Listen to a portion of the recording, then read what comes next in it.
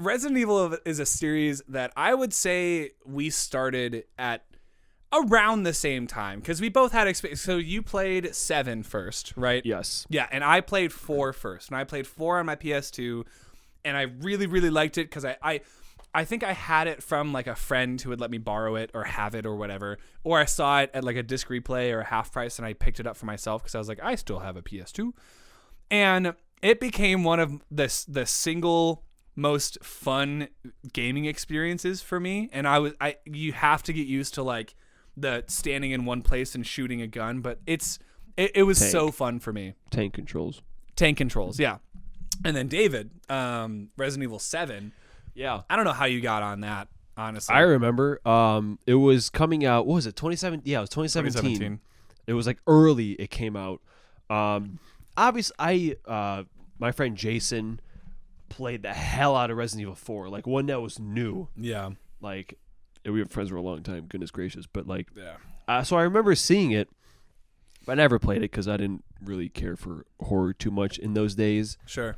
And then Resident Evil 7 was coming out, and my friend Josh was getting it. Well, he did get it. And so we were playing it for a little bit in his house. And, just the whole intro where you're like the camera people going through the thing or whatever. And I was just kind of very interested. Yeah.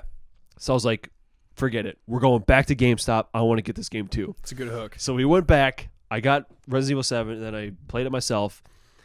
And, dude, I don't know why, but I was just hardcore into this game. Yeah. So hardcore that I actually watched 4 other people play through the game. Like in real life? Yeah. I mean, not in real life, but Oh. some people I watched on YouTube. Sure. 4 entire ass playthroughs. Just because I want to see what they thought about. And then we went through it with you. Yep. That was like 5 times then. Like, oh my God. Yeah, so after we went through Resident Evil 7, and I had played 4, I think like Resident Evil 2 remake or Resident Evil 3 remake. No, it was 2. Yeah, Resident Evil 2 remake had recently come out, and David was like, "Dude, we got to play that." And so I'm like, "Dude, we're playing all of these Resident Evil games. Let's just start from the beginning. Let's play every like numbered Resident Evil game except for 0. Except for 0 because we don't care. Because we don't care. And we filmed an entire video where we scripted and edited and filmed like a whole retrospective video doing all of the numbered Resident Evil games except for 0 because we don't care. And Resident Evil 8 hadn't come out yet. I think they released a trailer like legit the last day that we were like filming. Like it was very close to around the time that we had finished like scripting and filming the video, and they're like, here's a trailer for the next game. Yeah. So we were like, talking about and speculating stuff at the end of that video, which I think everyone should watch if you're interested in Resident Evil or us. That was like a lot of fun, honestly. Because we started at the beginning of quarantine. Like we had played, I think we played 7 before quarantine, and then when it came time to playing the rest, it was like, okay, well, I can't come over and we can't play in person. So for the first Resident Evil, I started my Twitch account. Fun fact, like I stream normally now, but when I started that Twitch account, it was strictly to play Resident Evil 1 with David, so we could tune into the stream and like we could watch each other. Like it was like we logged into the same like PlayStation account, and it was like every day that we would play it, it was a different person who was like kind of leading the gameplay. Yeah, because I think you did Chris, right? Did you play as Chris, and then I played as Jill? I think so. Yeah, either it was that or we switched off. But either way, that was a fun experience because it was like, I don't know, man. Things were so different at that time, like in every sense of the way, or every sense of the word, and getting to like some semblance of normalcy was like really comforting. And we're running from zombies and zombie dogs and like situations that normally shouldn't be comforting. But it was fun. And then we went through the 2 remakes. We went through 4 again. I think we played like the Xbox One port of it, or the PS4 port. And then 4 and 5 and 6 is when it got real goofy. Like Resident Evil 5 and 6, like 5 was fine. 5 was cool because it was co-op. Yeah, 5 was only fun because we were both playing it. I think that game alone would be a nightmare. That game, well, and that's that we looked up reviews and stuff after and other retrospective videos to kind of see what the competition was like. And everyone was like, Resident Evil 5 with the CPU, like playing with the computer, it's a nightmare. It's terrible, especially those sections where your partner has to get to a bridge or something to like lower things down, and you're just stuck like killing a horde of zombies. It's like with the computer, it's, you know, with another person, it's bad enough because like sometimes, you know, the objectives are hard to read. But with a computer who is designed to have to act stupid so as to buy time for you to actually play the game, it's got to be terrible. But it was a fun experience overall. And it had what was one of the hardest like final missions. Was that 5? Where like, no, that was 6. Because Wesker came back in 6, right? And that was the mission where like one person was running away from him and the other person was like stuck in the volcano.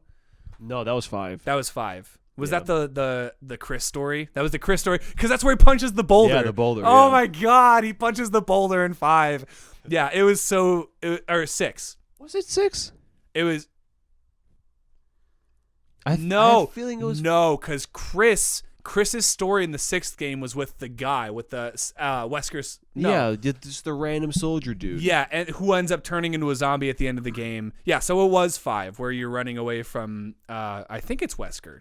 Or yeah, it's Wesker, yeah. So then 6 comes around, and it was co-op, but in our retrospective video, very quickly, like, it was arguably the worst experience. Yeah, it was awful. Well, because my theory is that they started production on that game, and it was supposed to be a Leon game. Because you go back and you play that Leon campaign, and it is the only, like, legit the only campaign that feels like a Resident Evil game from the ground up. Because, like, we also did not play Ada's campaign. We didn't. Because by then, I didn't care. Yeah, because we had gotten through essentially what's 3 different games worth of time and energy. And like the Chris campaign is legit just like, it's just a military shooter.